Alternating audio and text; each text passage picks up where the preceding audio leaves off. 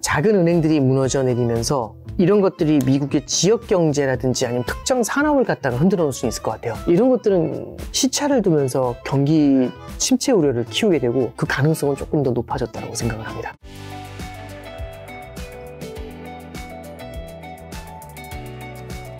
혹시나 뭐 올해 그러면 주식을 좀 사도 괜찮은 타이밍을 알려줄 수 있는 뭐 긍정적인 지표 같은 거는 뭐 어떤 게 있을까요? 그러니까 나중에 저는 이제 터진다는 거가. 그러니까 인플레이션 지표가 저는 되게 중요하다라고 좀 바라보고요. 두 번째는 달러가 의미 있는 레벨로 내려오는 게 되게 포인트가 된다라고 생각을 합니다. 그래서 이제 첫 번째 인플레이션 지표를 말씀드린 건 인플레이션 지표가 어느 정도 가시권 내로 내려와 주게 되면은 시장에서는 자신감이 다시금 좀 발동이 될 수는 있을 것 같아요. 그래서 뭐 이제 인플레이션 지표가 좀 빠르게 2% 근처로 안정되는 게 일단은 좀 첫 번째인 것 같고요. 두 번째는 지표라기보다도 지금 전 세계적으로 다들 경기 부양을 하기가 굉장히 어렵거든요. 그럼 경기 부양을 할 수 있는 곳이 어디냐? 그럼 중국은 지금 지준율을 낮추고 있고 금리를 낮추고 막 이렇게 하고 있어요. 가장 큰 이유가 물가가 안정이 돼 있어서 그래요. 그래서 이런 쪽에서는 물가가 안정된 쪽에서는 조금 더 경기 부양에 힘을 쓸 수가 있습니다. 돈을 뿌렸을 때 물가가 올라가지 않을 테니까. 그래서 저는 중국 쪽에서 나타나는 부양책들 이런 변화들이 좀 큰 역할을 해주지 않겠나. 그리고 그거는 위안화 가치 절상으로 좀 나타날 수 있지 않겠는가. 이렇게 말씀드립니다. 그럼 중국 경기 부양이 한국 경제에 좀 살리는 촉매자 될 수 있을까요? 그리고 지금 현재 중국 경제 좀 어떻게 보세요? 저도 공감을 하는 게 뭐냐면 과거에 비해서 중국과의 경제 의존도가 많이 끊어졌다. 중국이 좋다고 반드시 우리가 좋은 게 아니다. 저도 공감합니다. 근데 이런 건 있는 것 같아요. 그럼 안 좋아지는 게 좋냐? 그건 또 아닌 것 같아요. 그러니까 뭔가 이제 중국이 좋아졌을 때 바로 옆에 있는 국가로서 받을 수 있는 혜택은 분명히 존재할 텐데 지리적 인접 국가니까 그럼 좀 너무 좀 애매모호하지 않냐 이렇게 생각하실 수도 있는데 중국이 좋아졌을 땐 중국이 무언가 다른 국가들하고 교육을 하겠죠. 그럼 우리나라도 그 국가들하고 또 교육을 할 수 있지 않을까요? 그럼 중국이 교육을 한 국가들의 소득이 늘었을 때 우리가 거기에 수출을 하게 되면 중국에서 다이렉트로 오는 수혜는 줄어들 수 있지만 그래도 전체적인 관점에서 봤을 때는 많이 위축이 안 될 수도 있다. 이제 이런 기대들은 가져볼 수 있겠죠. 그래서 저도 뭐라고 해야 될까요? 그러니까 우리가 이제 중국 경제가 좋아지더라도 우리나라가 안 좋아질 수도 있다? 옛날만큼의 수혜는 아닐 거라고 생각합니다. 근데 그쪽이 좋아졌을 때 우리가 받는 반사 수혜도 분명히 존재할 거라고 봐요. 네. 그럼 유럽 경제는 좀 어떤가요? 이게 유럽이 결국에는 기후가 굉장히 따뜻하게 나타나면서 작년에 우리를 어느 정도 덜어낸 것들이 좀 있죠. 그리고 러시아 우크라이나 전쟁이 소강 상태를 보이면서 좀 안정세를 보이는 부분들도 있는데 저는 이제 유럽 쪽을 좀 바라볼 땐 그래도 조금은 좀 자산시장이 유럽도 뜨거운 거 아닌가라는 생각을 좀 해보게 돼요. 그리고 이제 ECB도 어쩔 수 없이 연준에 맞춰가지고 금리를 좀 빠르게 인상을 하더라도 만약 연준이 금리 인하로 돌아갔을 때는 ECB도 금리 인하에 대한 기대를 키울 수 있어. 이게 지금 이제 3부, 여기 이제 글로벌 경제를 바라보는 눈에서는 우리가 이제 고려해 볼 수가 있는 요인이 될 수 있다. 이렇게는 좀 보고 있습니다. 일본 경제는요? 이제 우에다 총재가 이제 들어오는 게 문제인데 아마 시간을 두고 완화적인 통화 정책을 조금은 좀 해체를 하게 될 것 같아요. 참고로 일본의 소비자 물가 지수 3%대 후반이거든요. 굉장히 높은 겁니다. 일본 경제로 따지면. 그러면 일본 같은 경우는 약간은 통화 정책에 있어서의 불안 요인들은 남아있다라고 볼 수가 있을 것 같아요. 그래서 뭐랄까요. 조금은 좀 빠른 회복을 기대하기엔 좀 난망한 케이스? 이렇게 좀 볼 수 있을 것 같아요. 네. 아까 전에 좀 언급해 주시겠지만 그럼 미국 경제는 좀 어떤 편인가요, 지금? 미국 경제는 아직은 탄탄한데 고용이라든지 소비라든지 이런 게 잘 버티고 있잖아요.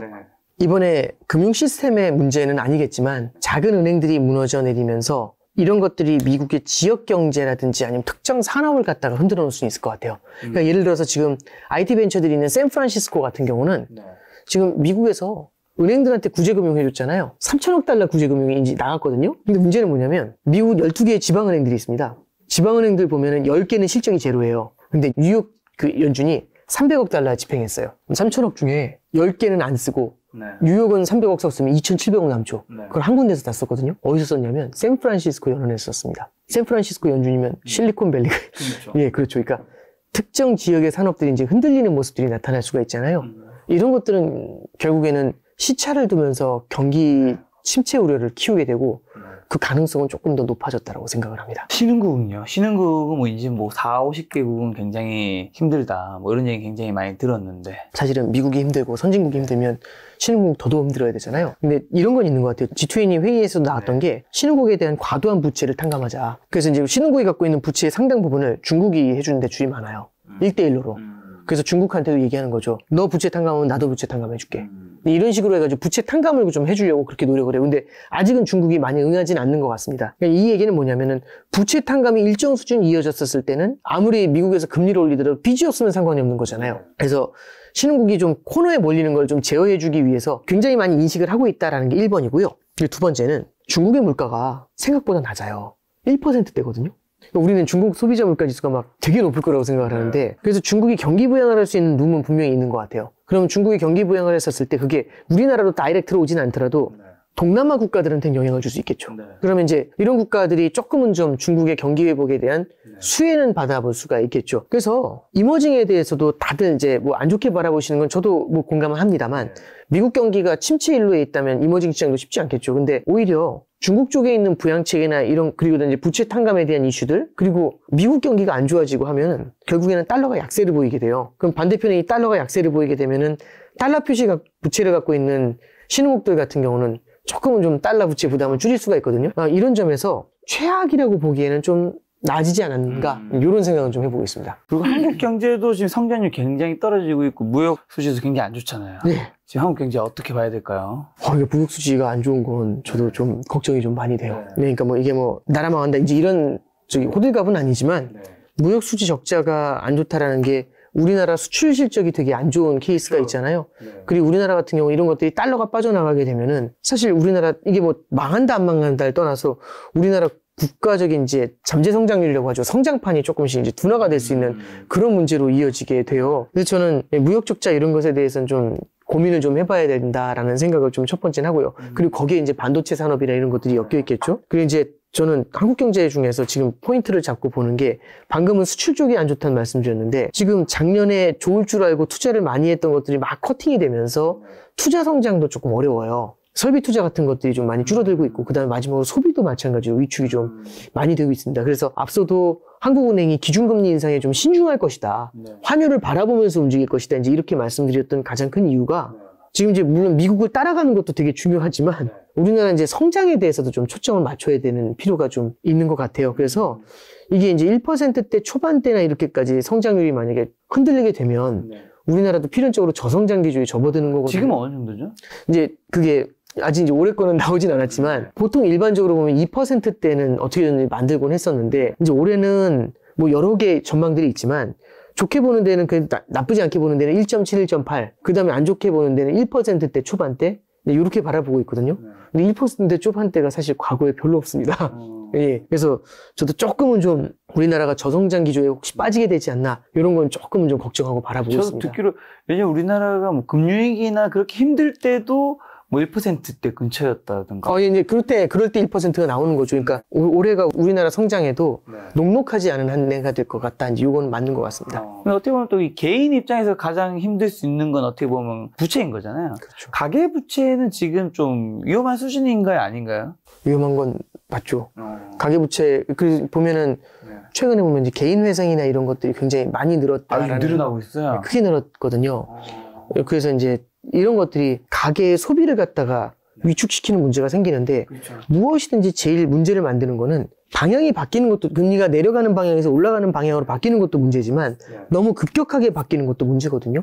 그리고 예상하지 못한 수준까지 올라오는 것도 문제입니다. 이런 것들이 지금 연끌부터 시작해서 굉장히 많은 타격을 주고 있는 거죠. 그래서 이 가계부채 문제를 좀 바라보더라도 연착륙에 대한 고민은 분명히 좀 해봐야 될 것 같아요. 너무 빠르게 주저앉는 문제들이 생겨날 수가 있습니다. 근데 이 부채라는 게 단어가 나와서, 사실 부채를 다른 말로 활용을 하면 이제 레버리지가 될 수 있는 거잖아요. 네. 어떻게 보면 레버리지를 잘 활용하셨던 분들은 또 큰 부를 얻는 거고, 그렇죠. 지금 같은 금리 인상기 때는 이제 크나큰 피해를 입을 수 있는 건데, 그렇죠. 이제 레버리지에 대해서 이제 팀장님께서는 어떻게 생각하시고, 좀 어떻게 우리가 활용해야지? 저는 레버리지를 제대로 활용해 본 적이 없긴 하지만 자본주의 시대에서 레버리지는 시기와 그 활용 방법이 문제이지, 반드시 활용은 해야지 훨씬 더 큰 부를 달성할 수 있다는 거는 이제 받아들인 상태라서. 당연히 레버리지라는 것 자체가 이제 우리가 생각하는 레버리지가 영끌 이렇게 정의를 내리면은 굉장히 부정적인 그렇죠. 의미로 보이지 않습니까? 그건 안 좋은 쪽인 거고. 근데 이제 빚을 낸다는 거는 사실은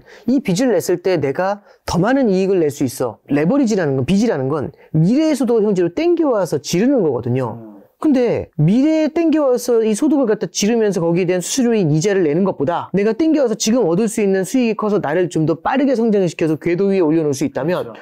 충분히 고려를 해야 되는 케이스겠죠. 근데 문제는 뭐냐면 이걸 너무 낙관적으로 바라보면서 들어간다는 게 오히려 문제가 아닌가 싶어요.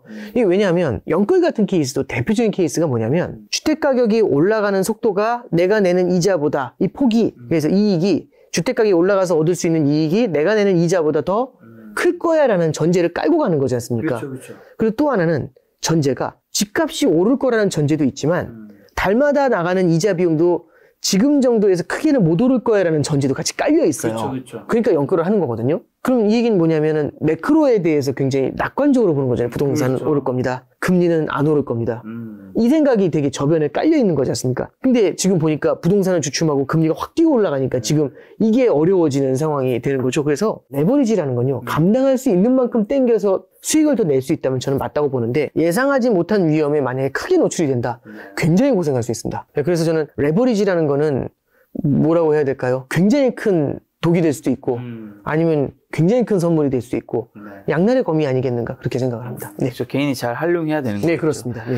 그럼 이제 아무래도 은행에 계시다 보니까 네. 은행에는 또 뭐 저 같은 이제 일반 소시민의 입금도 이제 뭐 예금이라든지 적금도 있겠지만 고액자산가 분들도 많이 네. 오잖아요. 네네네. 팀장님이 이제 고액자산가 분들은 보면 요즘에는 좀 어떤 재테크에 좀 관심을 가지고 좀 어떤 고민을 하고 계실까요? 그건 이제 일반화해서 말씀드리긴 좀 어렵지만은 근데 이제 이분들 같은 경우는 다양한 자산들을 많이 갖고 계세요. 예를 들어서 이런 말씀을 좀 저도 들어본 적이 있는데 어느 PB센터에 가면은 상품 뭐 이제 주식 찍어준다. 이제 물론 그런 곳이 있을 수도 있죠. 있을 수 근데 있죠. 기본적으로는 되게 자금이 많은 분이면 많은 분일수록 굉장히 고르게 퍼뜨려요. 그렇죠. 굉장히 다양한 자산들을 가져가거든요. 그리고 분산도 굉장히 다양하게 분산을 하는데 예금도 분산해요. 예금도 단기 예금만 하는 게 아니라 장기 예금 같이 하거든요. 그러면은 금리가 이렇게 요동을 치지 않습니까? 근데 우리가 제일 불안한 거는 금리가 올라갈 때는 단기를 갖고 싶고 내려올 때는 장기를 갖고 싶은 거지. 높은 금리를 묶어야 되니까. 그럼 이제 이런 거죠. 질문을 하나 던져보면 오늘이 금리의 고점일 수도 있지 않습니까? 물론 이제 아니야. 오늘은 아닐 것 같아. 확률이 10%도 안 돼. 그럼 내 예금 자산의 10%만큼은 장기를 가져갈 수 있잖아요. 그래서 결국에는 예금을 하는 거나 이런 거를 할 때에도 굉장히 다양한 시나리오에 대한 대비를 합니다. 예, 이게 제가 봤었던 분들의 공통점이었던 것 같아요.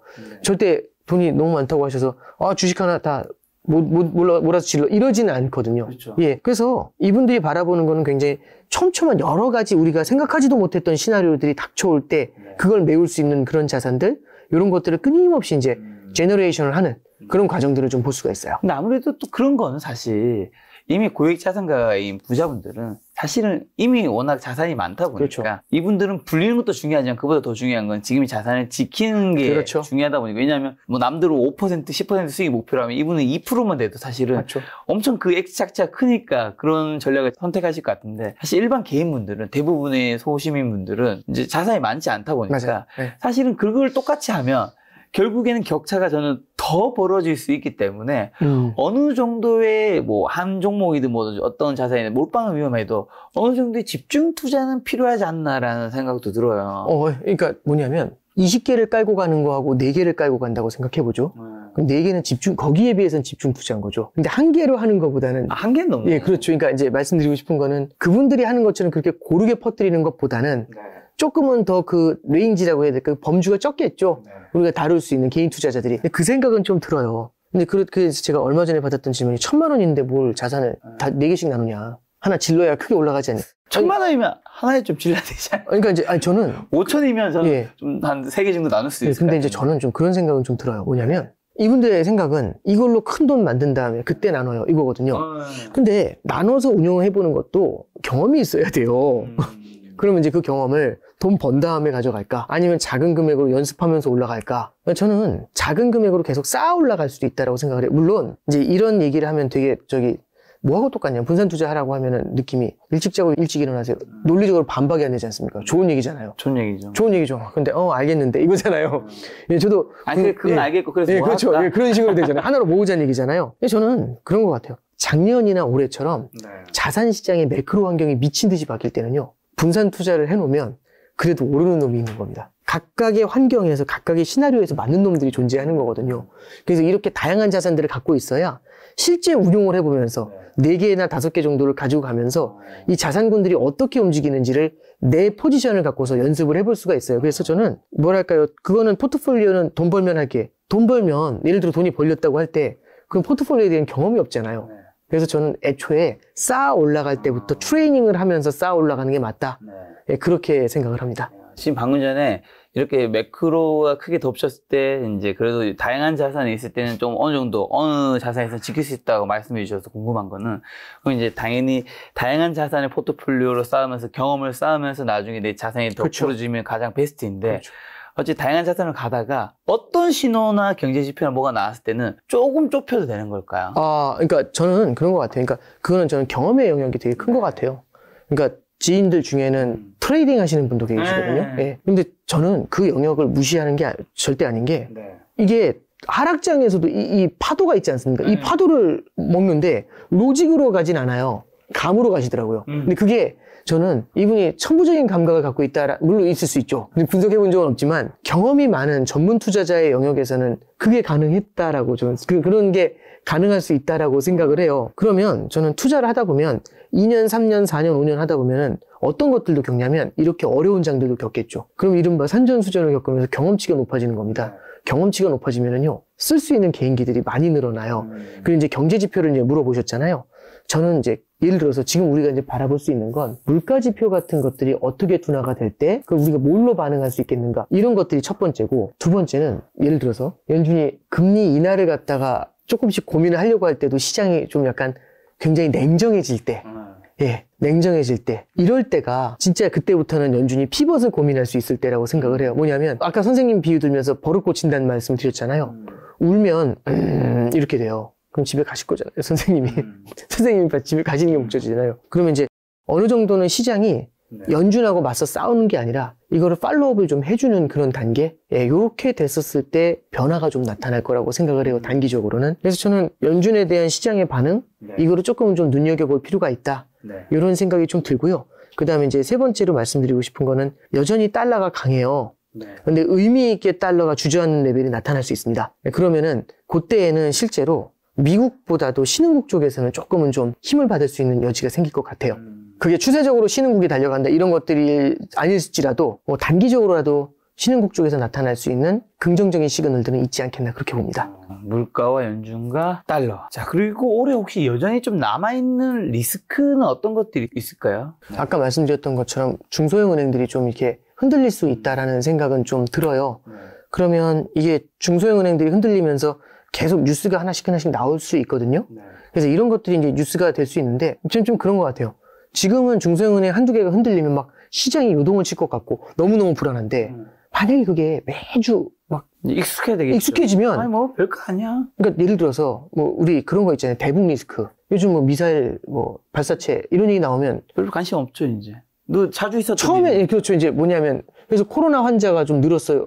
저도 요즘 안 보거든요. 이제 안 본 지 꽤 됐죠. 예, 그러니까 이런 것들이 마치 일상인 것처럼, 그렇게 일상이라는 표현은 좀 안 맞는 것 같고, 뭐라고 해야 될까요? 크게 시장에 영향을 안 주는 것처럼, 그렇죠. 이제 그렇게 바뀌는 단계까지 아마 전개가 좀 될 것 같아요. 네. 그래서 이제 우리가 이제 그런 것들을 올해는 좀 경험할 수 있지 않을까라는 생각이 좀 들고요. 첫 번째는. 그리고 이제 두 번째는 은행들의 파산보다도 오히려 실물 경기가 둔화되는 게 조금 더 우리한테는 좀, 그래서 경기 침체의 시그널을 읽는 것들, 이런 것들이 시장에 어떤 영향을 줄지, 이게 제 생각에 우리가 뭐 그게 하반기 시작될지 언제일지 모르겠지만 그런 것들이 영향을 주는 부분은 분명히 있지 않겠나 싶습니다. 알겠습니다. 그럼 마지막 좀 요약하는 질문으로 올해 좀 돈은 어디로 이동하고 V 시그널은 좀 뭐가 있다고 보시는지. 작년하고 올해가 굉장히 다양한 변화를 만들었다고 생각을 해요. 그러니까 40년 만에 인플레이션이지 않습니까?